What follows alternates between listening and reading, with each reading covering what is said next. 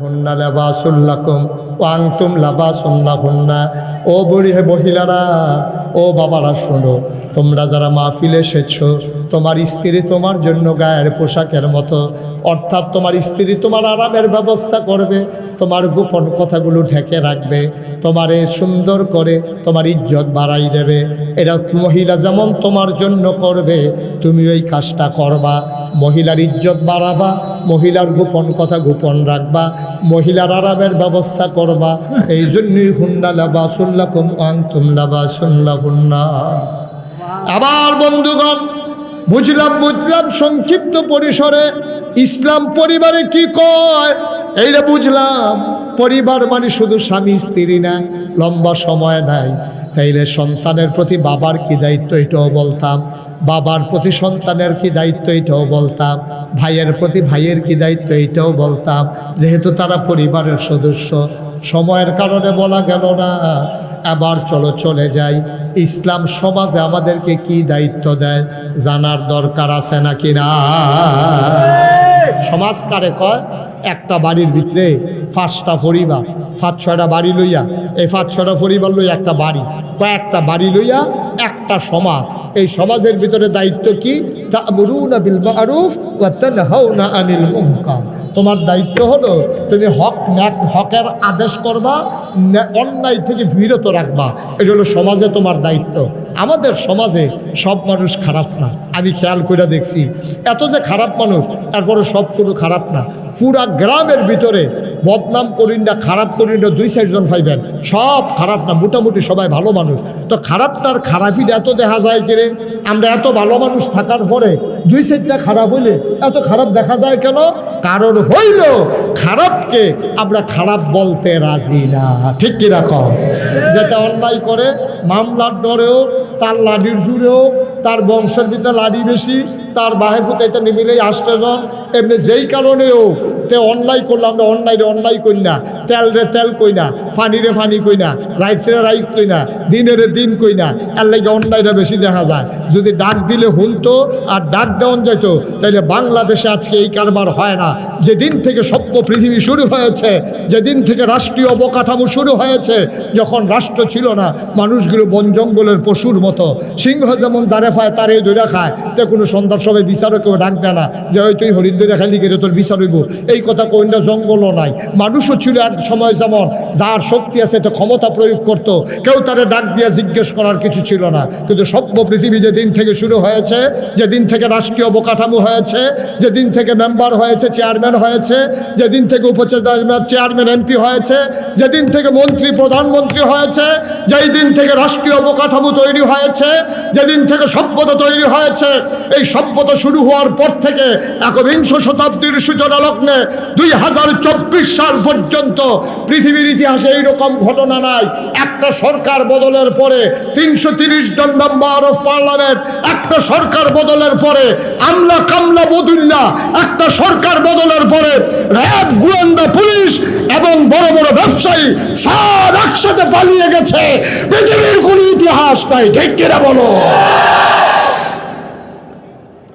কারণ হলো একটাই। কারণটা কি? আমরা ন্যায়কে ন্যায় বলতে পারি না। আমরা কথা বলছি, আমরা যে বলি নাই তা না। নবাবগঞ্জ মাহফিলে তো আমি আরো 2বার আসছি, আমি তখন কথা বলি নাই। আমি অনেক শক্ত কথা বলেছি। আমি নেতাদেরকে পাশে বসাই রেখে কথা বলেছি। তখন যদি আমাদের কথাগুলো শুনতো, আজকে একবারে 330 জন মেম্বার অফ পার্লামেন্ট, আমলা কামলা বদুল্লা, র্যাব, গোয়েন্দা, কত জাতের কি তারে পিতা, যত জাতের আছে সবটির ভিতরে কিছু না কিছু ভাগ্য গেছে। ঠিক কিরকম? কারণ কি? সরকার তো বদলের আগে হয়েছে, সারা পৃথিবীতে দল। ওখানে আর সরকার বদল হইলে আমি জায়গাও লাগবো কারবার কি? কাউ গেছেন কে দেখিয়ে তো বাচ্চা না হইলে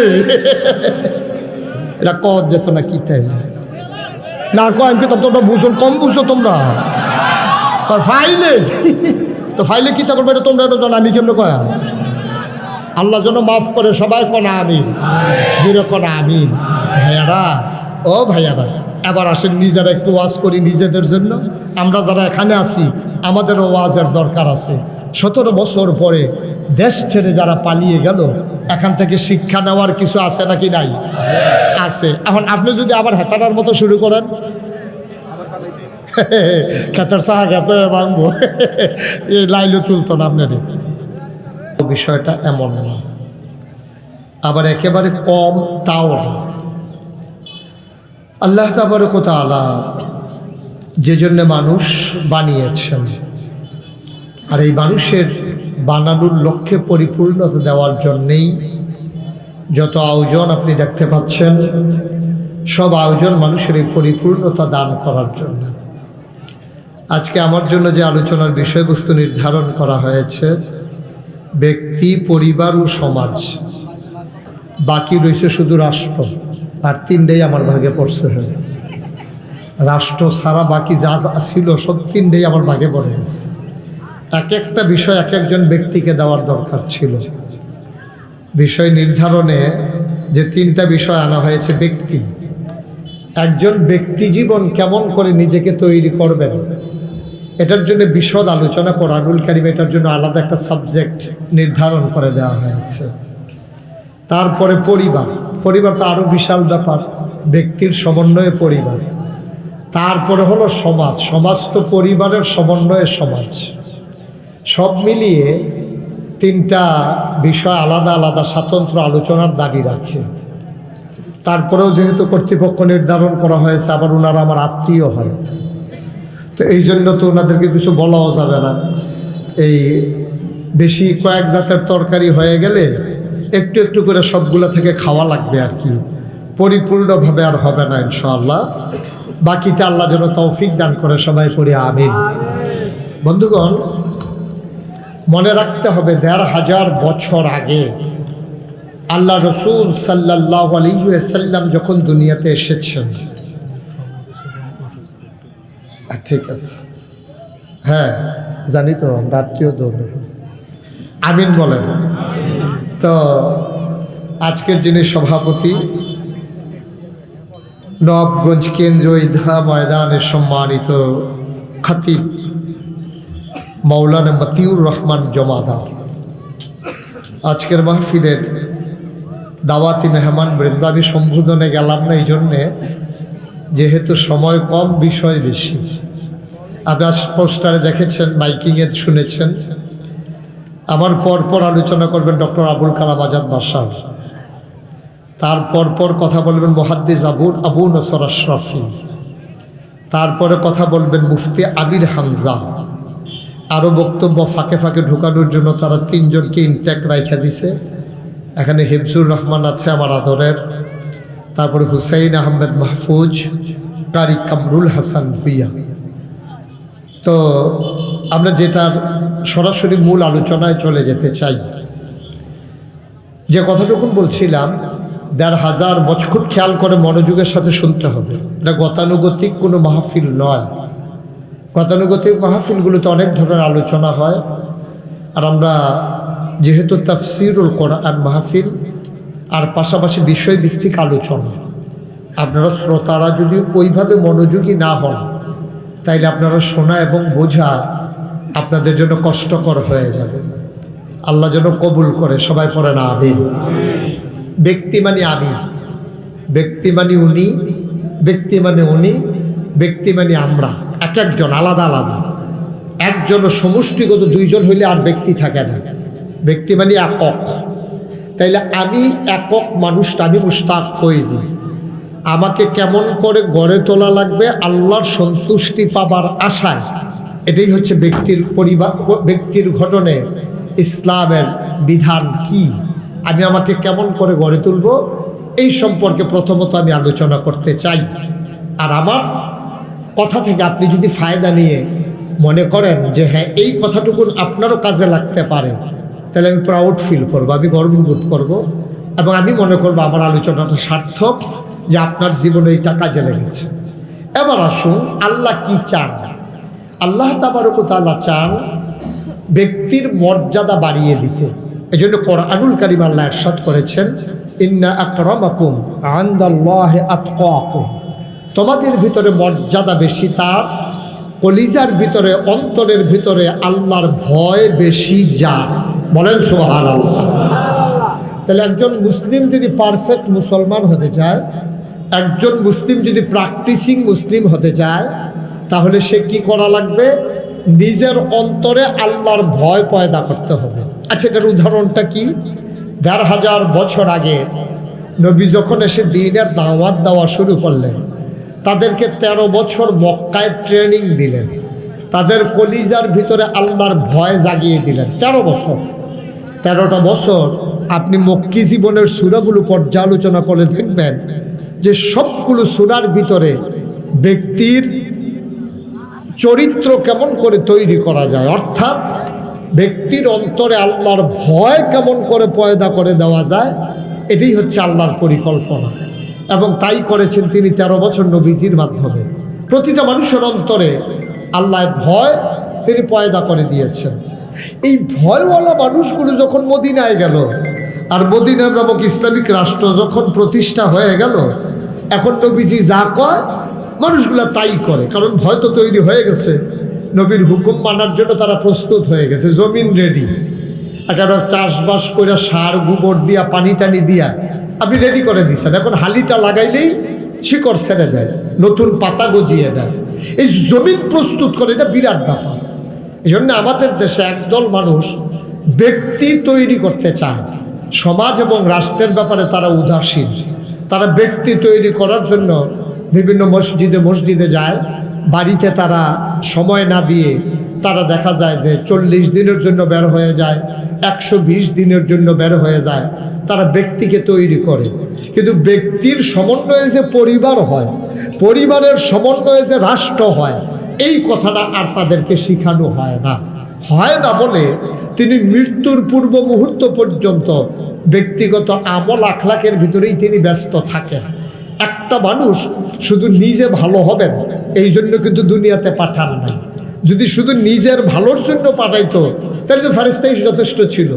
এই মানুষগুলোর কাজ হলো নিজে ভালো হওয়া, নিজের আশেপাশে যারা আছে তাদেরকে ভালো বানানো, এবং সেই অনুযায়ী কোরআন সুন্নাহ মোতাবেক সমাজ এবং রাষ্ট্র তৈরি করে পরিচালনা করা। এটা হলো ব্যক্তির দায়িত্ব। আল্লাহ তাবারক ওয়া তাআলা এই জন্য মানুষদেরকে জানিয়ে দিলেন, ও মানুষেরা, তাইলে তোমাদের ভিতরে মর্যাদা বেশি হবে কার? কে পীর সাহেব, কে লাট সাহেব, কে মন্ত্রী, কে এমপি, কে ভুইয়া, কে চৌধুরী, কে সরকার, কে খনকার, কে পেশকার, কে জমাদার। এইসব তালাশ করার সময় আল্লাহর নাই। আল্লাহ তাবারক ওয়া তাআলা দেখবেন, সে মেথর হইতে পারে, সে রিক্সাওয়ালা হতে পারে, সে মুচির হতে পারে, সে বদুল্লা হতে পারে, সে কামলা হতে পারে, ডেলি লেবার হতে পারে, কোনো কলকারখানার শ্রমিক হতে পারে, সে নিম্নবিত্ত পরিবারে জন্ম নিতে পারে, সে কোনোভাবে তার জীবন চালাতে পারে। মর্যাদা বেশি হবে তার, কিয়ামতের ময়দানে কলিজার ভিতরে আল্লাহর ভয় বেশি যার। সুবহানাল্লাহ বলবেন না? ব্যক্তিকে তৈরি করতে গিয়ে আমার দৃষ্টিতে কোরআন শরীফের যে আয়াতটা সবচেয়ে বেশি গুরুত্ববহ, এটা কোরআনুল কারীমের সূরা তাওবার 111 নম্বর আয়াতে আছে। আমি শুনছিলাম মাইকে বারবার বলা হচ্ছে, যারা নোট করতে চান তারা কাগজ কলম নিয়ে বসতে পারেন। গ্রাম দেশে এখনও সেই ট্রেডিশন তৈরি হয় নাই যে কাগজ কলম লইয়া ওয়াজ শুনবো, এবারে বেশিতে বেশি হইলে সাদ্দটা লইয়াই। এই সংস্কৃতি এখনো গড়ে ওঠে না। এটা তো TCTS না, এটার ভিতরে মানুষ মন দিয়ে শুনবে, নোট করবে না। তারপরে মনোযোগ দিয়ে শুনেন, খরগোশের মতো কান খাড়া করে, মাছের মতো নিষ্পলক নয়নে কথা শুনবেন। আর বুঝাইয়া কনের ভিতরে বাংলাদেশে যত বক্তা আছে তার লগে আমি আলাপ করছি, আমার রুল নাম্বার 1। বুঝাইয়া কনের ভিতরে আমি ফার্স্ট হয়েছি, কারণ আমি তো লোকাল পল্লী চিকিৎসক। মাইকটা কমাও, আরো কমাও। আমি হইলাম পল্লী চিকিৎসক, তো এই জন্য পল্লীর মানুষের কি কি কমাইতে বলছিলাম। মাইকটা কি? হ্যাঁ, সবাই কনা। আমি মাইকম্যান নাই এখানে, কি করতেছে ও? সবাই করে না, আমি কমানো হয় না এখনো। আলাদা নয়েজটা বন্ধ করো। এটা কি এতক্ষণ লাগে কমাইতে? বারানের বেলা যেন ঘুরানটা দিলে বেড়েছে গিয়া আস্তে। সবাই কন আমিন, জোরে কন আমিন। তো যেই কথাটুকুন বলছিলাম, তা আল্লাহ তাবারক ওয়া তাআলা কি করলেন? একটা আয়াত এটা কোরআন শরীফের 114, খুব খেয়াল মনোযোগের সাথে শুনতে হবে। কোরআন শরীফের সূরা আছে 114, এর ভিতরে অন্যতম একটা সূরা, এটা একটা অনন্য বৈশিষ্ট্য সূরা, সূরাটার নাম হচ্ছে সূরা তাওবা। এই সূরা তাওবাটা অনন্য বৈশিষ্ট্যের, কারণ এই সূরাটার শুরুতে বিসমিল্লাহ নাই। এই সূরাটার ভিতরে আপনার অনেকগুলো বিষয় সন্নিবেশিত করা হয়েছে, বিশেষ করে কাফের বেদিনদের ব্যাপারে তাদের মর্মদন্ত সে শাস্তি হবে কিয়ামতের ময়দানে, এই ব্যাপারে আলোচনা করার কারণে আল্লাহ তাবারক ওয়া তাআলা এটা প্রথমে বিসমিল্লাহ রাখেন নাই, যে বিসমিল্লাহ কইয়া শাস্তি দিতে চায় না আর কি, বিসমিল্লাহ কইয়া বাইর শুরু করতে চায় না, ফাইকারি ফিটা শুরু হয়ে যাক, বিসমিল্লাহর দরকার নাই। এটার জন্য এই সূরাটার প্রথমে বিসমিল্লাহ নাই। কিন্তু আপনি যখন এই সূরার মাঝ থেকে তেলাওয়াত করবেন তখন বিসমিল্লাহ করতে পারবেন, এবং পড়তে হবে, শুধু পারবেন না, পড়তে হবে। আমরা যেহেতু কোরআনুল কারীমের এই সূরাটার এই আয়াতের একেবারে 111 নম্বর আয়াত থেকে তেলাওয়াত করব, আমরা মারদুদ শয়তান থেকে ফেলে চাই, যিনি রহমান যিনি রাহিম, আমরা তার নামে শুরু করি, সবাই পড়ি। আউযু বিল্লাহি মিনাশ শাইতানির রাজিম। বিসমিল্লাহির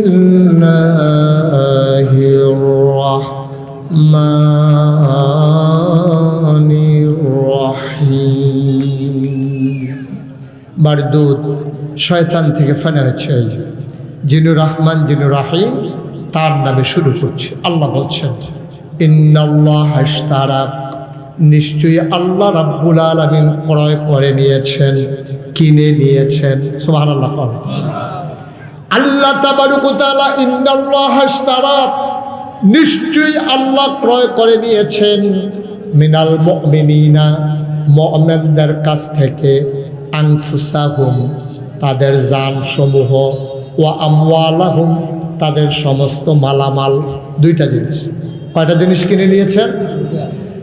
আনফুসাহুম ওয়া আমওয়ালাহুম, তাদের জান এবং তাদের মাল আল্লাহ কিনে নিয়েছেন। সুতরাং আমরা বুঝলাম ক্রেতা হইলেন স্বয়ং আল্লাহ। কে? কথা না বললে হবে না তো, এটা কি নতুন নাকি? ক্রেতাকে আরো জোরে বলতে হবে, ক্রেতাকে আপনি কইতেন না, ক্রেতাকে আল্লাহ। আর যেই জিনিসটা বেচা কেনা হচ্ছে, এই বিক্রয় কিনে নিয়েছেন, ওই জিনিসটার নাম হলো জান আর মাল। ক্রেতা হইলেন আল্লাহ, জিনিসের নাম হলো, দ্রব্যের নাম হলো জান আর মাল।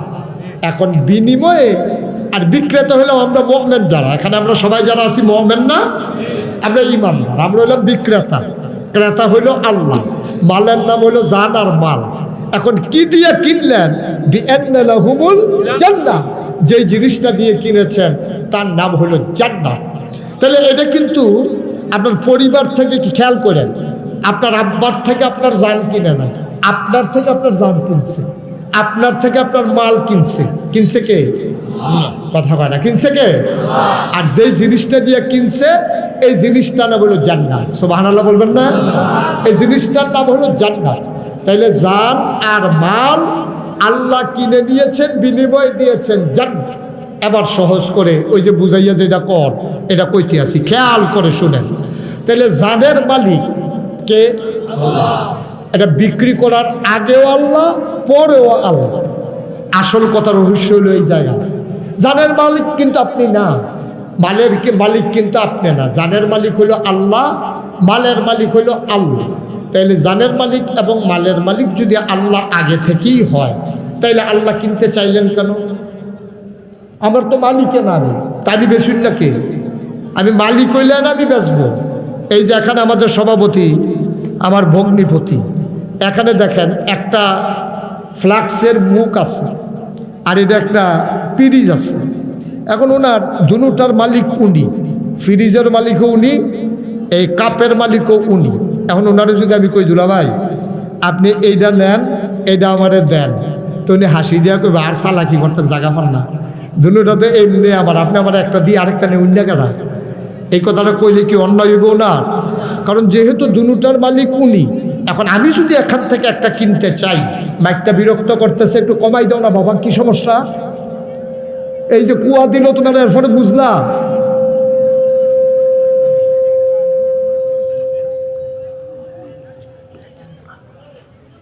পড়ে না আমিন। আরো কমাও, ইয়ে আসে নাই, এই আরো কমাও, ওই যে কুয়া দিয়ে রয়েছে মাইক।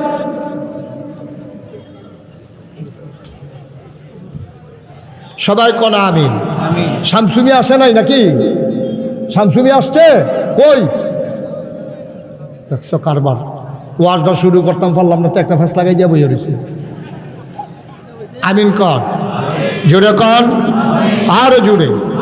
তাইলে উনি পিরিজেরও মালিক, কাপেরও, খুব খেয়াল করেন, সময় খুব কম। উনি পিরিজেরও মালিক, কাপেরও মালিক। এখন যদি উনার কাছ থেকে আমি একটা জিনিস কিনতে চাই, হয় আমি মাফলারটা দেওয়া লাগবে, নাইলে টুপিটা দেওয়া লাগবে, নাইলে ওনাকে পয়সা দেওয়া লাগবে, টাকা দেওয়া লাগবে, তারপরে আমি একটা নিতে পারবো। মুসলমান মন দিয়ে শুনো রে ভাই, জানের মালিক আল্লাহ, মালের মালিক আল্লাহ। আবার আল্লাহ কইন্নাল্লাহ ইশতারা মিনাল মুমিনিনা আনফুসাহুম ওয়া আমওয়ালাহুম বিআন্না লাহুমুল জান্নাহ। আল্লাহ কয় জান আর মাল বিক্রয় করে দাও, আর কিনে নিয়ে নেব আমি জান্নাতের বিনিময়ে। এই আয়াত যখন হযরত ওমর রাদিয়াল্লাহু তাআলা আনহু শুনলেন, ইসলামের দ্বিতীয় খলিফা, আরবি ভাষার যিনি ছিলেন পণ্ডিত, যিনি আরবি ভাষা খুব ভালো বুঝতেন, উনি যখন শুনলেন এই আয়াত, উনি বললেন এই কথা তোমরা কই পাইলা? কয় কোরআনে নাজিল হয়েছে, নবীজি জানিয়ে দিয়েছেন। উনি দিলেন দৌড়, নবীর দরবারে গিয়ে বললেন, ইয়া রাসূলুল্লাহ, এই কথা কি আপনি বলেছেন? কয় তো আল্লাহ জানিয়েছেন জিবরাইলের মাধ্যমে। আমি সেই কথাই তো তোমাকে বলেছি, সাহাবায়ে কেরামের মাধ্যমে তুমি সেই কথাই শুনেছ। এবার আল্লাহ রাব্বুল আলামিন যে আয়াত নাজিল করে দিলেন, ওমর ডাক দেয়া কয়, ইয়া রাসূলুল্লাহ, ইয়া হাবিবাল্লাহ, যুক্তিতে তো মিলে না। আয়াতের ভাবার্থ আমি যা বুঝেছি, আয়াতের অর্থ যা বুঝেছি, যুক্তি মিলে না। কয় কেন মিলে না? কয় জানের মালিক তো এমনি আল্লাহ, মারের মালিক তো এমনি আল্লাহ। কথা বলতে করে, জানের মালিক তো এমনি আল্লাহ, মালের মালিক তো এমনি আল্লাহ, সুতরাং জান আর মাল আমি বিক্রি করার কে?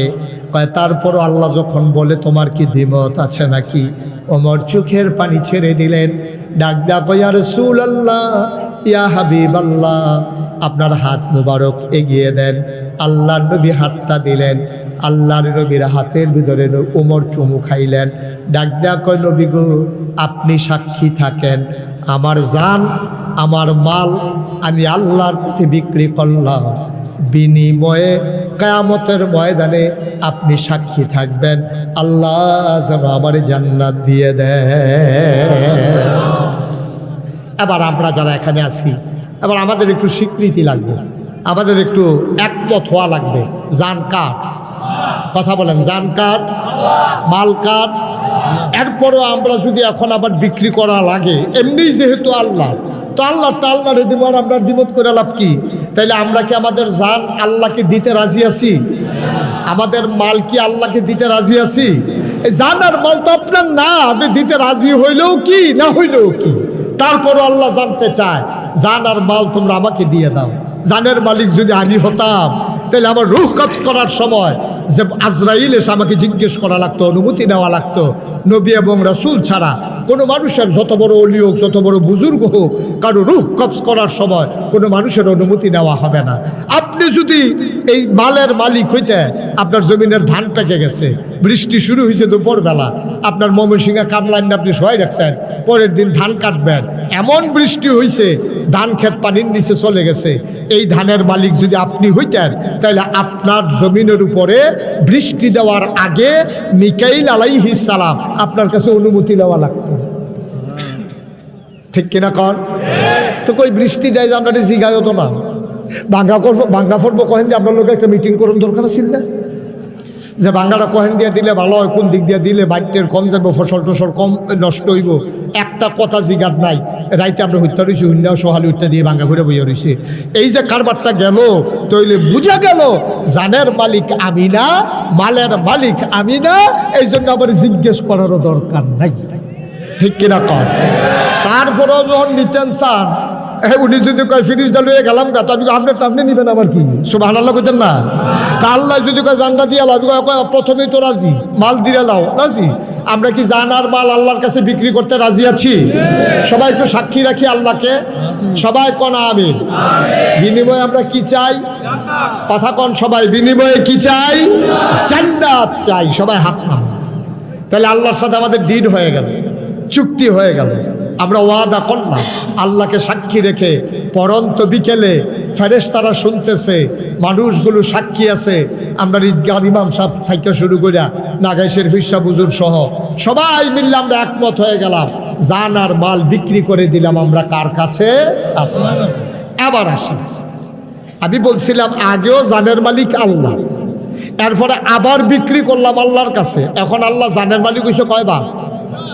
কথা কয় না, কয়বার? উনি দুইবার ফুক্ত হইছে। এমনি ওয়ারিশ সূত্রে সালাউদ্দিনে জালালে সালাউদ্দিনে আব্বারতে সম্পদ পাইছে, ওয়ারিশ সূত্রে এমনি মালিক হইছে। আবার ভাইতে দলিল লইয়া ফুক্ত করছে, মালিক হইছে দুইবার। ঠিক কিনা কর? এরপরে আবার নামজারি করে লইছে, নামজারি হইছে। এমনি ওয়ারিশ সূত্রে মালিক, এরপরে আবার ভাই বোনের তে কাউলা লইছে। এটার ভিতরে আর ফাঁক ফুক নাই। ওয়ারিশাটা দাবি কইরা আপনার পরবর্তী যে ছড়াই লইব এই সুযোগও নাই। এরপরে আবার তাড়াতাড়ি করে নামজারি করে লাইছে, যেন ফ্যাসফুস না লাগে, শয়তানের ফেরো ফইরা আবার যেন এটা সুইটটা না জায়গায়। তাইলে আমরা কি করলাম?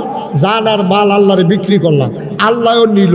এর আগেও মালিক ছিল, এখন আল্লাহ মালিক হয়েছে দুইবার। দুইবার মালিক হওয়ার পরে আল্লাহ ডাক দেখো, ও বান্দা, তোর জান দিয়ে আমি কি করব? তোর জান আমার কি কাজও লাগে? তোর মাল আমার কি দরকার? আমি কি ভাত খাই যে আমার ফসল লাগবে?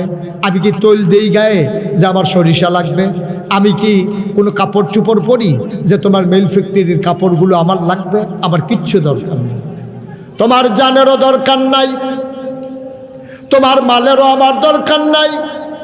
তোমার জান, তোমার মাল তুমি ওয়াদা করেছো, বিক্রি করেছো পরন্ত বিকেলে নোয়াবগঞ্জ মাহফিল থেকে। আমি আল্লাহ মেনে নিলাম। এবার জান কিন্তু আমার, মাল কিন্তু আমার তো দরকার নাই। ও নোয়াবগঞ্জের মানুষ, তুমি ওই জমিনটা বিক্রি করলে করছো, আমি নাগাইশের বেড়া তোমার জমিন দিয়া কি করব? আমি কিনেছি, তুমি দলিল দিয়েছো, কিন্তু তোমার কাছে আবার আমানত রেখে গেলাম। এই জান আর মাল তোমার কাছে আমানত, তুমি তোমার মন মতো করে যেমন মন চায় তেমন করে খাবে। তবে আমার একটা কথা আছে, আল্লাহ কয় বান্দারে জান কিন্তু আমার, মাল কিন্তু আমার। আবার বিক্রি করেছো, আমি ডাবল মালিক হয়েছি। তুমি খাও, তৃপ্তির সাথে খাও। তুমি ঘর উঠাইয়া জমিনের উপরে থাকো, জান্ডারে ব্যবহার করে তুমি যেমন সুন্দরভাবে চলো, তুমি মেহনত করো, পরিশ্রম করো, টিনের ঘর ভেঙে তুমি ঘর উঠাও, আমার আপত্তি নাই। তবে আমার একটা কথা আছে, আমার জান ব্যবহার করে আমি আল্লাহর বিরুদ্ধে স্লোগান দেওয়া যাবে না, যাবে না, যাবে না। ঠিক কিনা? আমার দেওয়া জান ব্যবহার করে তুমি স্লোগান দেবা আল্লাহর বিপক্ষে। আমার দেওয়া জীবন ব্যবহার করে তুমি শক্তি খরচ করবা পুঁজিবাদের বিরুদ্ধে, জাতীয়তাবাদের পক্ষে, পুঁজিবাদের পক্ষে, কমিউনিজমের পক্ষে, ওই কি বলে স্বৈরতন্ত্রের পক্ষে। এটা আমি মেনে নেব না। যেহেতু জান আর মাল আমার, আমি যেই পথে বলি ওই পথেই খরচ করা লাগবে। তোমার মন মতো তুমি কামাইও করতে পারবা না, খরচও করতে পারবা না। এই ক্ষেত্রে আমি বলেছি, তুমি গোশত খাও গরু জব করে, ছাগল খাও তুমি ছাগল জব করে, তুমি মাছ ধরে খাও, জমিনে ফসল ফলাও। তবে সাবধান সাবধান, দুধ খাইবা, মদ খাইতে পারবা না। এটা কার হুকুম? কথা হয় না, কার হুকুম? দেখেন কত বড় আল্লাহ। হ্যাঁ, আপনি জান বেচা লাইছেন, এরপর আপনার জান আবার আপনার দিয়া রাখছেন। আপনি মাল সামানা বেচা লাইছেন, এরপর এটি আবার আপনার দিয়া রাখছে। আল্লাহ কইছে, ও তুমি লাল শাক লাগাইয়া খাও, লাউ শাক খাও, তুমি লাউ লাগাইয়া খাও, ডাটা বান্ধাইয়া খাও, ফুলকপি খাও, বাঁধাকপি খাও, মাছ ধরে খাও, গরু জব করে খাও, সব করো, আমার কোনো আপত্তি নাই। আমার জান্ডারে ব্যবহার কইরা, এই জিব্বারে ব্যবহার করে মুখ দিয়া তুমি কখনোই তুমি মদ খাইতে পারবা না। এটা আল্লাহ হুকুম করছে। এখন আমরা করলাম কি? জানও আল্লাহর, মালও আল্লাহ। ওই যে ব্যক্তি, আমরা কত খারাপ মানুষ দেখেন, সব আল্লাহর কাছে হাত তুললে বিক্রি করছেন। আল্লাহ তো সব খাইতেন কইছেন, খালি একটা না করছি, কইছে তুমি মদ খাইও না। আপনি শুরুই করছেন মদ দিয়া, আছে নাকি নাই? এরপরে কইছিল ও শুনো, আল্লাহুল বাইয়া ও হারামার রেবা, আমি ব্যবসারে হালাল করছি, সুদরে হারাম করে দিছে। বাবা তুমি টেহা দিয়া ব্যবসা করো, দোকানদারি করো, বালুর ব্যবসা করো, খেত কিনো বিছ, তুমি অফিস দিয়া ব্যবসা করো, তোমার যা মন চায় ধরে তা করো, তবে সাবধান, আমার টাকা আমার মাল তুমি সুদে লাগাইও না। এখন আমার মুশতাক ফৈজির কাছে এই আমরার ইমাম সাহেব হুজুর মতিউর রহমান জমাদার, উনি যদি 2 ঘন্টা খেত বেছে আর আমি যদি কইয়া যাই আপনার সব কইরা খাইবেন, ওকেটা লাল শাক বান নেবেন, লাউ শাক বান নেবেন, কচু খেত বান করবেন, সব কইরা খাইবেন, সাবধান, আমার এই দেওয়া আমানতের ভিতরে আপনি কোনোদিন জৈতার দ্বারা বান নিতে পারতেন না। সব করেন, আমার জৈন্তার দানা শত্রু। আমি একবার ছোটোবেলা আটতাম লইয়া এই জৈন্তা খেত কাটটা রাখছে, যে কোনো ইচ্ছা কূপ দিয়া আমার ফাও বেড়াইয়া কাটটা লাইছি। আপনি সাবধান, সব করবেন, আপনি জৈন্তা বান নিতে পারতেন না। আমি এবার খেতরা দিয়া, আমি কিনা খেত, আমার কিনা খেত, এবার আমানত দিয়া আমি ফতেহাবাদ ফাড়ুইতাম পারছি না। একটা টিপ টিপ বৃষ্টির ফোড়া পড়ছে, এবার কুবাইয়া ফইলে জৈন্তা হালাইছে। আমি যদি ওখানে আইয়া কই আপনি এটা একটা কাম করলেন, আপনি একটা কাম করলেন আমার ক্ষেত, আমি তো কইতাম সব কইরা খান, জৈত্যা হালাইয়েন না। আপনি শুরু করলেন জৈত্যা দিয়া, থাক বাবুরে আমার ক্ষেত লাগতো না, আপনার কাছে আমানত লাগতো না, আমারটা খিল ফইরা থাকবো, কাম লাগলে গরুয়ে ঘাস খাইবো, আপনি কেন জমিন আমারে দিয়ালার, এই কথা কইলে কি আমার অন্যায় হইব? কথা কেন অন্যায় হবে? ওনার ওয়াইফের সাথে করবো, ঠিকই আছে, তুমি বেশি না দেন, তুমি তোমার এবার কইসা না জৈত্যা পাই নিও না, তুমি সব করো, জৈত্যা না করছি, তুমি এইটা দিয়ে শুরু করছো, ঠিকই আছে। অন ফলাফাই এবার দম খায়, এবার ওর বউ দম খায়, এবারও সিম্পাত কামড় ধরে, সেটা আমি কিতা করলাম। এবার মনে করছে আমি কি আইয়া সেটা দেখাম, নাকাইশের ফির শব্দ গেছে গায়ে দিয়া, জৈত্যা হালাইলে কি আর না হালাইলে কি। আপনি তো মনে করছেন আল্লাহ আপনারা বানাইয়া জানার মাল আমানত দিয়ে আল্লাহ বোধহয় নাই। আরে না, রাতের অন্ধকারে গভীর আধারে কেউ দেখে না, একজন যিনি দেখেন তিনি কে? সুতরাং তুমি যা করো, তুমি যা দেখো, তুমি যা ভাবো, যা শোনো, সব একজন দেখে, তিনি হলেন আমার আল্লাহ। সুতরাং এই জিনিসটা যদি কলজার ভিতরে গেঁথতে পারো, যে এই অন্তরে কারো প্রতি ভয় থাকবে না। কারণ আমি এখন এসেছি নাগাইশের পীর সাহেব, আমি যখন মাগরিবের ওয়াক্তে চলে যাব, তুমি কুটনায় বসে বসে কি করো আমি জানবো না, আমি দেখবো না, কিন্তু আমার আল্লাহ এমন আল্লাহ, মাঝরাত সবাই ঘুমিয়ে পড়েছে, পাখিগুলো আপন নিরে ঘুমিয়ে পড়েছে, গরুগুলো গোয়াল ঘরে ঘুমায়, নিরাপদ আশ্রয়ে কুকুরগুলো চলে গেছে, প্রিয়তম স্বামী প্রিয়তমা স্ত্রীকে নিয়ে ঘুমায়, ছোট্ট শিশু মায়ের বুকে মুখ রেখে ঘুমায়, কেউ জাগনা নাই। তুমি মাঝরাতে উঠে কি করো? যার চোখ ফাঁকি দেওয়া যায় না, তিনি হলেন আমার আল্লাহ, ঠিক কিনা? 13টা বছর মক্কার, 13টা বছর নবীজি এই জিনিসটা মুসলমানদের কলজায় রেডি করছে। ভয় কার? ভয়? তোমার কথা হয় না, কার ভয়? এখন এবার যখন করে ফিটা দিতে যায়, তখন মনে হয় আল্লাহ দেখতে আছে, তখন আর ফিটা না দিয়ে বাইর যাই, সুবহানাল্লাহ কইতেন না? এবার ফিটা দিতে গেলে চিন্তা করে আল্লাহ দেখতে আছে। এবার মূলা চুরি করার সময় চিন্তা করে যে কেউ দেখুক আর না দেখুক, ক্ষেতের বেড়ায় না বাইক হত্যা রয়েছে, কিন্তু আল্লাহ দেখে না, কি দেখে না? আপনি মাছ ধরতেন গেলে মনে পড়ে যে আল্লাহ দেখতে আছে। এই জন্য চুর যখন চুরি করার সময় তার ফুতেরে লইয়া গেছে, রাস্তার ভিতরে ফুতেরে কইছে, ফুতরে তুই এই জায়গায় দাঁড়াই থাকবি, আর কেউ আইতো লইলে তুই সিল্লান দিবি আইয়ে রে কইয়া। এই চিন্তায় ফুতের খেলা করাইয়া হেবেড়া গেছে চুরি করতো। ফুতে চতুর্দিকে চাইয়া সেরা তার বাহে যখন মাত্র ঢুকবো, এমন সময় সিল্লান দিছে আইয়ে রে। হ্যাঁ বড় দৌড় দিয়েছে, কি তাইয়ে? বাবা আমি তো ডাইনে চাইছি, বামে চাইছি, সামনে চাইছি, পিছে চাইছি, কেউ তো আইয়ে না। হঠাৎ করে আকাশের দিকে নজর গেল, মনে হইল আপনি যে ঢুকতেছেন আমার আল্লাহ দেখতেছে। সুবহানাল্লাহ বলবেন না? মুসলমান মন দিয়ে শোনো, ব্যক্তি জীবন নিয়ে কথা বললে দীর্ঘ সময় বলা যাবে, সেইটা আমার উদ্দেশ্য না। তাহলে আল্লাহ তাবারক ওয়া তাআলা যেমন করে চাইলেন ও ব্যক্তি, ও মানুষ, ও কলিমুদ্দি, ও সলিমুদ্দি, ও আব্দুর রহিম, ও আব্দুল কুদ্দুস, তোমাদের কাছ থেকে জান আর মাল আমি কিনে নিলাম, বিনিময়ে কিন্তু জান্নাত দিয়েছি।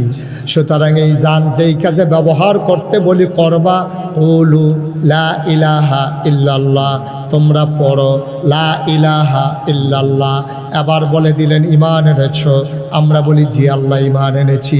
আল্লাহ ডাক দেখো এবার একটা কাজ করো, ইয়া আইয়ুহাল্লাযীনা আমানু, হে ঈমানদারেরা, তোমাদের জন্য কতগুলো কাজ দিয়ে দিলাম। আমরা বললাম কি কাজ? আকিমুস সালাহ ইউকিমুনাস সালাহ কাদ আফলাহাল মুমিনুন আল্লাযীনা হুম ফি সালাতিহিম খাশিউন। বিভিন্ন জায়গায় বাড়াই ঘুরাইয়া নানানভাবে আল্লাহ বললেন ঈমান আনার পরে 1 নাম্বার কাজ হলো তুমি নামাজ আদায় করবা। আল্লাহ বুঝলাম, আমি নামাজ কায়েম করলাম, আদায় করলাম, এরপরে আমারে কি করা লাগবে? কয় অত জাকা, তোমরা জাকাত দেবা। কয় বুঝলাম জাকাত দেবা, এরপরে কি করা লাগবে? কয় আইয়ুহাল্লাযীনা আমানু কুতিবা আলাইকুমুস সিয়াম কামা কুতিবা আলাল্লাযীনা মিন ক্বাবলিকুম লাআল্লাকুম তাত্তাকুন। তোমাদের উপরে বছরে 1টা মাস রোজা ফরজ করে দিলাম, এই রোজা রাখবা। কয় বুঝলাম, আর কি করব? ওয়ালিল্লাহি আলান্নাসি হিজ্জুল বাইতি মান ইসতাতা ইলাইহি সাবিলা।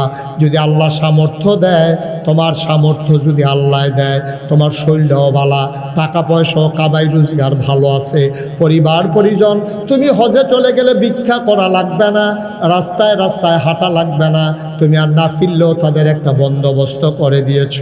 ওয়ালিল্লাহি আলান্নাসি হিজ্জুল বাইতি মান ইসতাতা ইলাইহি সাবিলা। তোমরা যখন আল্লাহর ভয় অন্তরে পয়দা করেছ আর যখন পড়ে নিয়েছ লা ইলাহা ইল্লাল্লাহ, তখন তোমাদের উপরে এই কাজগুলো আমি ফরজ করে দিলাম। তখন আমরা সব মেনে নিলাম, আমরা নামাজ কায়েম করব, আমরা রোজা দেব, আমরা হজ করব, আমরা যাকাত দেব। কিন্তু শয়তান এতে খুশি না। শয়তান চিন্তা করলো ফরজ থেকে সরাইয়া কেমনে বান্দারে নফলের ভিতরে লাগানো যায়, ঠিক কিনা? আমরা তারা দেখবেন ওজিফা কালাম আদায় করতে আছে, সে আল্লাহর বন্দিগি করতে আছে, কোরআন তেলাওয়াত করে, ওজিফা কালাম আদায় করে, সে সুন্দরভাবে চলে, রোজাও রাহে, হজও করছে, জাকাতও দেয়। কিন্তু বাংলাদেশ এটা কাজ লাগলে 17 বছর না, কাজ লাগলে 25 বছর আরেক তারা ক্ষমতা দখল দিয়া হোক, এতে এবার আর কিছু আসে যায় না, এবার আর আবাদত বন্দিগি লইয়া এবারাই আছে। এরকম মানুষ আছে নাকি নাই?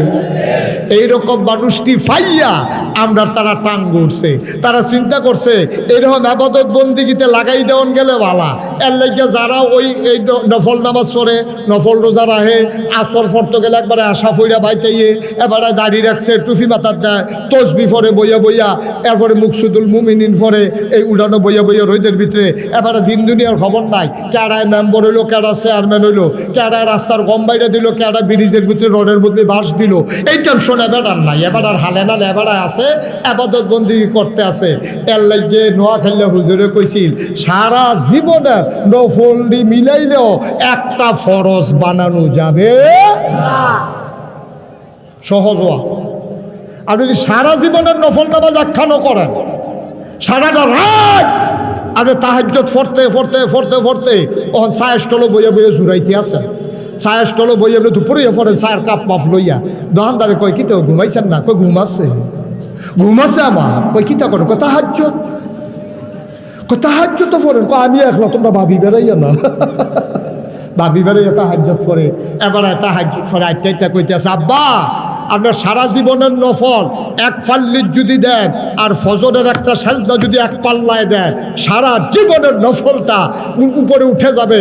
ওই ফজরের একটা সেজদা আল্লাহর কাছে অনেক বেশি দামি হয়ে যাবে, ঠিক কিনা বলেন? নোয়াখালীর হুজুরে যখন এই ওয়াজ করছে, তো একবারটা খেয়ে কইতেছে হুজুর তৈলি কি আমরা আবাদত সবটি ফাও গেল, এই কোনো কামও লাগলো না আমরা আবাদত। এই যে নফল ফললাম, এত নফল ফললাম, হাওয়াবিন ফললাম, এস্টাক ফললাম, চাষ ফললাম, দোহা ফললাম, ওজিফা কালাম আদায় করলাম, এটা কি ফাও গেল? তৈল হুজুর কুদ্দুর কইয়া দেন, যায় করছি আর কত্রী মিলাইলে, নফল মিলাইলে একটা ফরজ বানান যায়, এটা কুদ্দুর আমারে কইয়া দেন।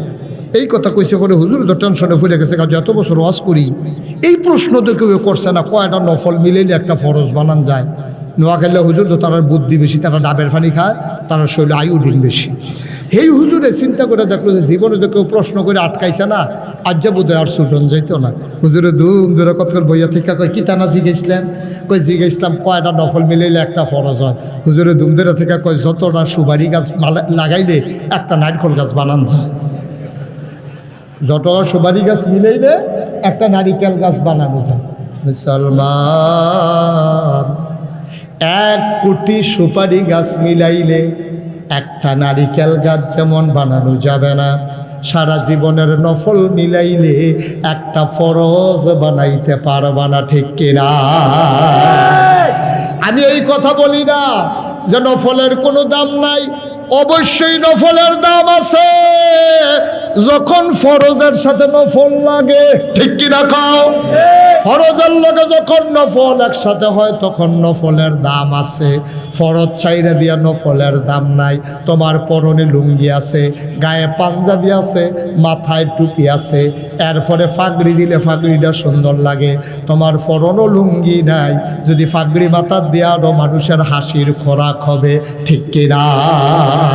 তাহলে লুঙ্গি পরা হইল ফরজ, আর ফাগড়ি মাথার দেওয়া হইল সুন্নত। তুমি যদি ফরজটা হালাই দিয়া ফাগড়িটা মাথার দিয়ে হাঁটো, কইবা রে শীতটা গাড়া পড়ছে, তারও মাথাটা গেছে।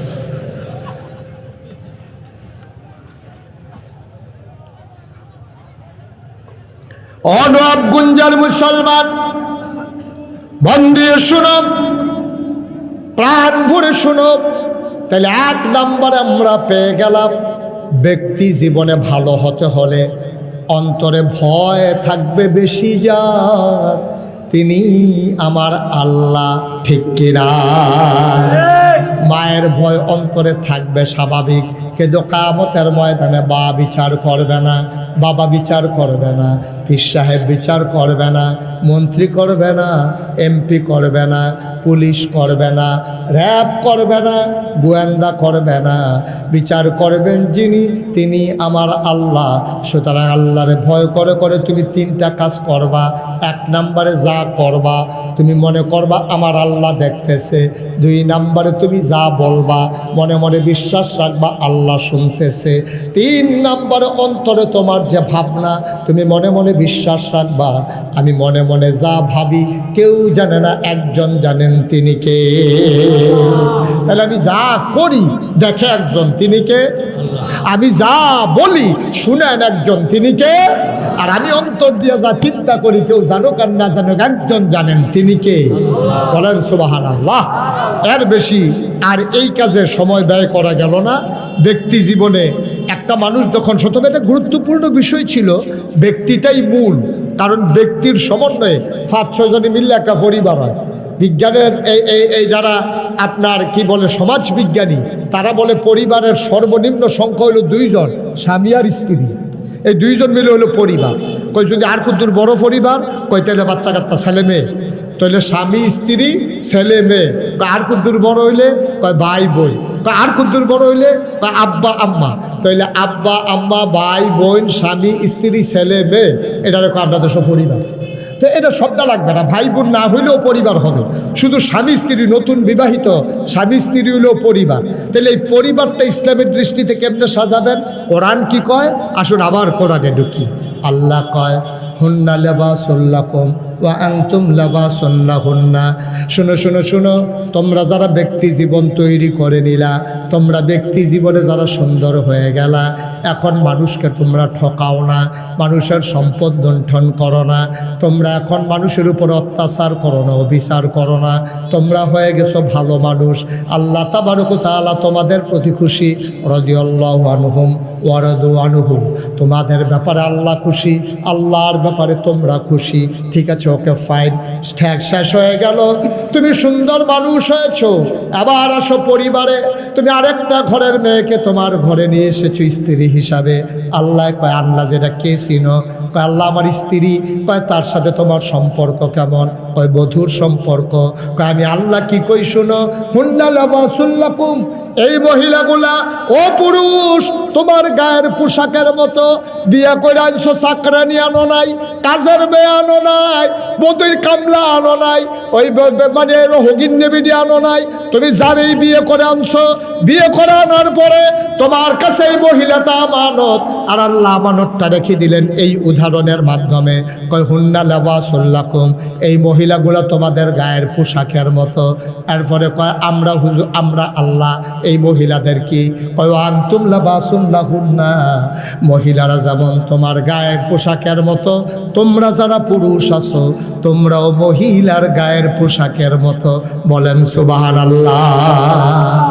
অর্থাৎ আপনি আপনার স্ত্রীর গায়ের পোশাক, আপনার স্ত্রী আপনার গায়ের পোশাক। এটা মানে কি? আপনি স্ত্রীটা গাউ দিয়ে রাখবেন বাজারও যাইতে, আবার এ ভিডিও ঘুমের তুইটা আপনার গাউ দিয়ে হাঁটবো নাকি? না, এটা মানে কি? এটা উদাহরণটা দিয়েছে কোরআনকে মুফাসসিরিনে কেরাম এটার ব্যাখ্যা দিয়েছেন। এই পোশাক মানুষের তিনটা কাজ করে। গায়ের যে পোশাক, আপনি লুঙ্গি বলেন, চাদর বলেন, পাঞ্জাবি বলেন, পায়জামা বলেন, আপনার গায়ের পোশাক আপনার তিনটা উপকার করে। এক নম্বরে আপনার লজ্জাস্থান ঢেকে রাখে। আপনি লুঙ্গি পরছেন বইলেই আপনি গরু না, আপনি ছাগল না, আপনি কুকুর না। কুকুর গরু ছাগলগুলো উলঙ্গ হয়ে হাঁটতেছে, কোনো সমস্যা নাই, কিন্তু আপনি এভাবে হাঁটতে পারেন না। আপনি আশরাফুল মাখলুকাত মানুষ, এই জন্য আল্লাহ তাবারক ওয়া তাআলা আপনার জন্য পোশাক ফরজ করে দিয়েছেন। নারীর জন্য নারীর পোশাক ফরজ করে দিয়েছেন, পুরুষের জন্য পুরুষের ফরজ পোশাক নির্ধারণ করে দিয়েছেন।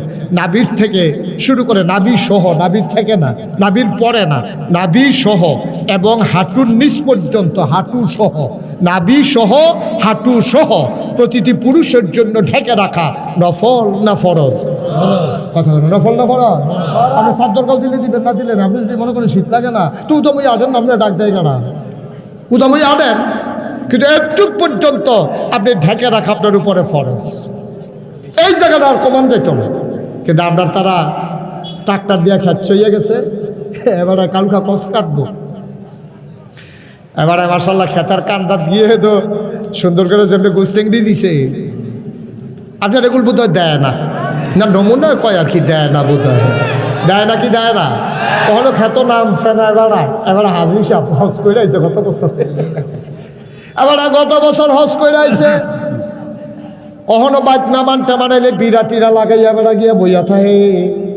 এবেড়ার মতো বেড়ায় কালখা ট্রাক্টার দিয়া খেত চইয়া গেছে, ডিপ মেশিনের পানি ছাইড়া দিছে, খেতের কান্দাটা দিয়া কোদালটা লইয়া গোসলেংডিটা দিয়ে হাতের মধ্যে থুত্তা দিয়া কোদালটা লইয়া যেমনে শুরু করে ফলা ফাইনে বাইয়া ফানে শর্মে বেড়ার ফিসে দিয়া চাইতো পারে না।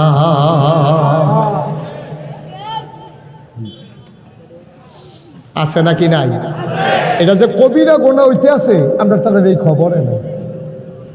এবার আমি জীবনেও দিছি না, দিলেন ওই ইমামতি না থাকলে, আপনিও দিলেন ওই, আমিও দিলাম ওই ফিসাবি না থাকলে, এবারে দিয়া লইল, এবারে দেয় না কে রে? আমি ইমাম সাহেব আমি দেই কেমনে? আমি দেই না কে রে? আমি ফির সাহেব আমি দেই কেমনে? তা হাতারা মনে করছে আমি ফির সাহেব না ইমাম সাহেব, তো আমি দিতে সমস্যা দিই। এটা যে কত বড় গোনা, কবিরা গোনা, কবিরা গোনা। আমরা তারা এই কাম করে নাকি করে না? মুসলিম বিদ্যা এবার এলাকার ভিতরে ফার্স্ট হয়েছে। আমি জিজ্ঞেলাম, আরে তোরা এগুলো কি প্রতিযোগিতা হয়? তোরা এগুলো এই গুস্তেংটি আবার ফার্স্ট হয়েছে, এটা বার করলি কেমনে? হুজুর এবারটা যেই গুস্তেংটি দেয় কেউ এইরকম পারে না, এবারে গুস্তেংটি দিলে লুঙ্গিয়া আসে না নাই বুঝে যায় না, এমন গুস্তেংটি এবার শিখছে। আব্বা কদ্দুর চিন্তা করেন কি সারা জীবন মাহফিল হইন না, শুনছেন তো? মাহফিল শুনতে শুনতে কালাদারি সাদা হয়েছে, টান টান চামড়া ফোড়া হয়েছে, দাঁত আসিল মুখে ভর্তি, আর দিবারে সাবাইয়া খাইয়া লাইছে। হেই দাঁত অহন ফইরা টইরা গালের ভিতরে খুঁড়ো লইছে। অহন আপনার দাঁত টাত ফইরা গাল যেমনি ভিতরে গেছে, ফোয়া খানেক তেল গালও ধরে। হ্যাঁ নো তেল রেখা সারা ষোলো দিতেন পারেন, পরিবর্তন তো নাই। ওয়াজ দইতে আছে, এই ওয়াজ দইতেছে যে কয় বছর? 9 বছর ধরে, 9 বছর ধরে এই মাহফিলটা হইতে আছে। কিন্তু আমাদের ব্যক্তি জীবন সুন্দর হইল না কেন? আমাদের পরিবারগুলো সুন্দর হইল না কেন?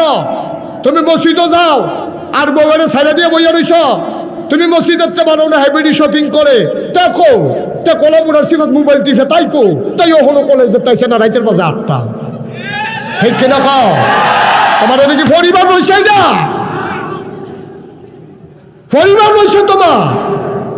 তুমি হজ করে আইছ, মসজিদ কমিটির তুমি সভাপতি, তোমার মাইয়ার ভিতরে দাউদ কান্দের ফলাফাইন আছে নাচনের লেগা, হ্যাঁ দেখ গান লাগাই দিছ, এটি কি মাইক? এই মাইকে তো আবার কোন লাগে বাড়া কমা, আর এই গানের ভিতরে যে দেখছে না রে এমন বাজা বাজে ধাক্কার লোক কলব রুহু থেকে রুহু কলব জায়গা, ঠিক কিনা কও? তুমি মসজিদ কমিটির সভাপতি, তোমার মাইয়ার বিয়ার মধ্যে এমনি গান বাজতে আছে, ইমাম সব চালাক মানুষ, ইমাম সব সভাপতি সাহেব গানটা বাজে বলো, গানটা বাজে বলো কইয়া এইটা নি ভাইয়ার ভাইয়ে শখ করছে বিদেশ থাকে যে, আমরা তো আগে হুজুর অনেক কষ্টে মষ্টে চলছি, আমরা ভাই কোনো আনন্দ ফুর্তি হয়েছে না, এর লেগে এইটা শখ করছে বিদেশ থেকে টেহা পাঠাইছে, বইনের বিয়ার বিদে গায়ে হলুদ না কুদ্দুর আয়োজন করে করবো। আজকে আসার সময় কইলে তা আজকে আসার সময় যেই কারবার দেখে যাবি জীবনে এই কইলে যাব রে, আজ আসার সময় দেখি আমরা বাউনফাড়ার দহিন দিয়া গেট কইরা রাখছে, আমি আর খেয়াল করছি না, আমার পিএস যে হেবাটাই দেখে খেলাইছে শূন্যতে খতনা মেইন রোডের উপরে গেট। লজ্জা সরম বলতে আমরা কিছু আছে, হ্যাঁ তার ইয়া কাটবো, এটা কিতা কাটবো, এটা তো বাইকে কইতামও পারি না বাফিল, এটার ভিতরে দাওয়াত খাইব মেইন রোডের উপরে গেট করে রাখছে, আমরা পরিবারগুলো ধ্বংস করে দিয়েছি। ওই যে কইসলাম হুন্না লাবাসুল্লাকুম ওয়া আনতুম লাবাসুন লাহুন্না, কি বুঝাইছেন আল্লাহ? মুফাসসিরিনে কেরাম কয় তিনটা জিনিস, গায়ের পোশাক তোমার লজ্জা ঢেকে রাখে, তোমার লুঙ্গিটায় তোমার লজ্জা ঢেকে রাখে, তুমি এনে উদম করে লাও কসকারতা লইয়া, তুমি এনে উদম করছো, আল্লাহ তো ফরজ করে দিছে যে এই জায়গাটা দেখলে শরম, তোমার নাভি থেকে হাঁটু পর্যন্ত দেখলে শরম, এই জন্য আল্লাহ ঢেকে রেখেছেন ফরজ করে দিয়ে। এবার কয়েক নাম্বারে গায়ের পোশাক তোমারে ফরজ করে দেয়, এখন আমরা তারা কয় হুজুর মহিলাদারটাতে কইলেন না, মহিলারটা আবার কইতে আসি, মুখমণ্ডল সব আলেমের মতে না, কিছু কিছু আলেম কয় মহিলা বেশিতে বেশি হলে মুখটা দেখাইতে পারবো, হাতের ফাতাটা দেখাইতে পারবো, পায়ের ফাতাটা দেখাইতে পারবো, আর নইলে সবগুলা জায়গা ঢাইকা রাখা মহিলার জন্য ফরজ। কি কথা না কি নফল না ফরজ? সবগুলা জায়গা ঢাইকা রাখা কি? কিছু কিছু আলেম চলতে গেলে তখন মুখটা বেড়াইয়া ঘুরা লাইলে চলতে কষ্ট হইব, আত্রা বেড়াইয়া ঘুরা লাইলে সমস্যা হইব, রান্না বান্না করতে তারপরে ফাওটা বেড়াইয়া ঘুরা লাইলে আটতে মারতে সমস্যা হইব, এর লাগে মুখটা খোলা রাখুন যাইব। তারপরেও কইছে চোখটি যে দূর খোলা রাখলে সাড়ে দূরে ফরহেজগারি, জায়েজার ফরহেজগারি কিন্তু এক জিনিস না, জায়েজ এক জিনিস, ফরহেজগারি এক জিনিস, জায়েজার পরহেজগারি এক জিনিস না। তাইলে পরহেজগারি হলো একেবারে শক্তি সহ যদি সামনে দিয়ে ঘুরে নিতেন পারে, তাইলে ওখানে ফরজ দাম আদায় হইল। ওখানে আমরা মহিলারা কি কইলে তা আমার যেমন এক বিষয় দিছে, খালি কথার কথা রে, মার হাবা কয় না। আমাদের মহিলারা যেইভাবে যায় রাস্তাঘাটে দোকান পাটে, এইগুলা কোনো মুসলমানের কোনো মেয়ে, মুসলমানের কোনো স্ত্রী, কোনো মুসলমানের মা, কোনো মুসলমানের বোন এইভাবে চলতে পারে না, ঠিক কিনা কম? অমুসলমান তাইলে মহিলা ঢেকে রাখবে তার পুরাঙ্গ, পুরুষ ঢেকে থাকবে তার নাভি থেকে শুরু করে হাঁটু পর্যন্ত। বুঝলাম এটা হলো একটা পুরুষ। এই কাপড় যেমন মানুষের সব কিছু ঢেকে রাখে গোপন, এই জন্য আল্লাহ পোশাক দিয়ে তুলনা দিয়েছে স্বামী স্ত্রীর মাঝে। কয় পোশাক স্বামী স্ত্রী আর কি হবে? পোশাক আর কি কাজে লাগে? কয় পোশাক মানুষের ইজ্জত বাড়ায়, স্বামী স্ত্রী একজন আর একজনের ইজ্জত বাড়াবে। আর পোশাক যেমন মানুষকে আরাম দেয়, স্বামী স্ত্রী একজন আরেকজনের আরামের কারণ হবে। এই জন্য বলেছেন হুন্না লিবাসুল লাকুম ওয়া আনতুম লিবাসুন লাহুন্না। ও বুড়ি হে মহিলারা, ও বাবারা শোনো, তোমরা যারা মাহফিলে এসেছো, তোমার স্ত্রী তোমার জন্য গায়ের পোশাকের মতো, অর্থাৎ তোমার স্ত্রী তোমার আরামের ব্যবস্থা করবে, তোমার গোপন কথাগুলো ঢেকে রাখবে, তোমারে সুন্দর করে তোমার ইজ্জত বাড়াই দেবে। এটা মহিলা যেমন তোমার জন্য করবে, তুমি ওই কাজটা করবা। মহিলার ইজ্জত বাড়াবা, মহিলার গোপন কথা গোপন রাখবা, মহিলার আরামের ব্যবস্থা করবা। এই জন্যই হুন্না লিবাসুল লাকুম ওয়া আনতুম লিবাসুন লাহুন্না। আবার বন্ধুগণ, বুঝলাম সংক্ষিপ্ত পরিসরে ইসলাম পরিবারে কি কয়। এইটা বুঝলাম পরিবার মানে শুধু স্বামী স্ত্রী না, লম্বা সময় নাই। তাইলে সন্তানের প্রতি বাবার কি দায়িত্ব এটাও বলতাম, বাবার প্রতি সন্তানের কি দায়িত্ব এটাও বলতাম, ভাইয়ের প্রতি ভাইয়ের কি দায়িত্ব এটাও বলতাম, যেহেতু তারা পরিবারের সদস্য। সময়ের কারণে বলা গেল না। এবার চলো চলে যাই, ইসলাম সমাজে আমাদেরকে কি দায়িত্ব দেয় জানার দরকার আছে নাকি না? সমাজ কারে কয়? একটা বাড়ির ভিতরে 5টা পরিবার, 5-6টা বাড়ি লইয়া, এই 5-6টা পরিবার লইয়া একটা বাড়ি, কয়েকটা বাড়ি লইয়া একটা সমাজ। এই সমাজের ভিতরে দায়িত্ব কি? তা'মুরুনা বিল মা'রুফ ওয়া তানহাউনা আনিল মুনকার। তোমার দায়িত্ব হলো তুমি হকের আদেশ করবা, অন্যায় থেকে বিরত রাখবা। এটা হলো সমাজে তোমার দায়িত্ব। আমাদের সমাজে সব মানুষ খারাপ না, আমি খেয়াল করে দেখছি। এত যে খারাপ মানুষ, তারপরে সব কোনো খারাপ না। পুরা গ্রামের ভিতরে বদনাম করিন না, খারাপ করিন না, 2-4 জন পাইবেন, সব খারাপ না, মোটামুটি সবাই ভালো মানুষ। তো খারাপটার খারাপই এত দেখা যায় কেন? আমরা এত ভালো মানুষ থাকার পরে 2-4টা খারাপ হইলে এত খারাপ দেখা যায় কেন? কারণ হইল খারাপকে আমরা খারাপ বলতে রাজি না। ঠিক কি রকম?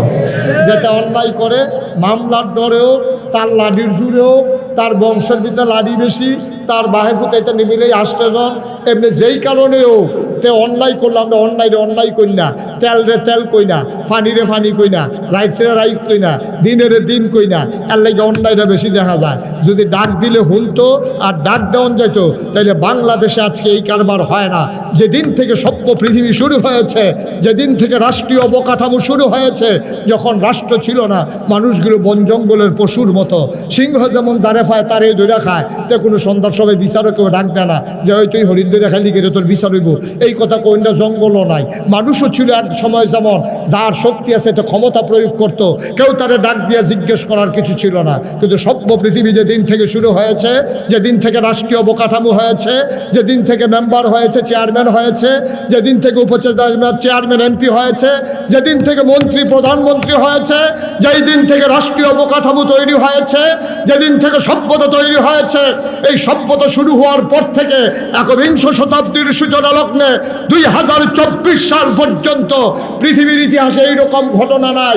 একটা সরকার বদলের পরে 330 জন মেম্বার অফ পার্লামেন্ট, একটা সরকার বদলের পরে আমলা কামলা বদুল্লা, একটা সরকার বদলের পরে র্যাব, গোয়েন্দা পুলিশ এবং বড় বড় ব্যবসায়ী সব একসাথে পালিয়ে গেছে। পৃথিবীর কোন ইতিহাস নাই। ঠিক কিনা বলো? কারণ হলো একটাই। কারণটা কি? আমরা ন্যায়কে ন্যায় বলতে পারি না। আমরা কথা বলছি, আমরা যে বলি নাই তা না। নবাবগঞ্জ মাহফিলে তো আমি আরো 2বার আসছি, আমি তখন কথা বলি নাই। আমি অনেক সত্য কথা বলেছি। আমি নেতাদেরকে পাশে বসাই রেখে কথা বলেছি। তখন যদি আমাদের কথাগুলো শুনতো, আজকে একবারে 330 জন মেম্বার অফ পার্লামেন্ট, আমলা কামলা বদুল্লা, র্যাব, গোয়েন্দা, কত জাতের কি তারে পিতা, যত জাতের আছে সবটির ভিতরে কিছু না কিছু ভাগ্য গেছে। ঠিক কিরকম? কারণ কি? সরকার তো বদলের আগে হয়েছে, সারা পৃথিবীতে তো ওখানে আর সরকার বদল হইলে আমি জায়গাও লাগবো। কারবার কি কাউ গেছেন কা দেখিয়ে তো বাচ্চা না হইলে এটা কত যেত না কি তাই না কয় আমি তোমরা বুঝো, কম বুঝো তোমরা। ফাইলে তো ফাইলে কি তা করবে এটা তোমরা এটা জানো, আমি কেমন কয়া? আল্লাহ যেন মাফ করে সবাই কোনা আমিন, জিরো কোনা আমিন। ভাইয়ারা এবার আসেন নিজেরা একটু ওয়াজ করি নিজেদের জন্য। আমরা যারা এখানে আছি আমাদেরও ওয়াজের দরকার আছে। 17 বছর পরে দেশ ছেড়ে যারা পালিয়ে গেল, এখান থেকে শিক্ষা নেওয়ার কিছু আছে নাকি নাই? আছে। এখন আপনি যদি আবার হেতারার মতো শুরু করেন, খেতের সাহা খেতে ভাঙবো, এই লাইলও তুলতো না আপনার।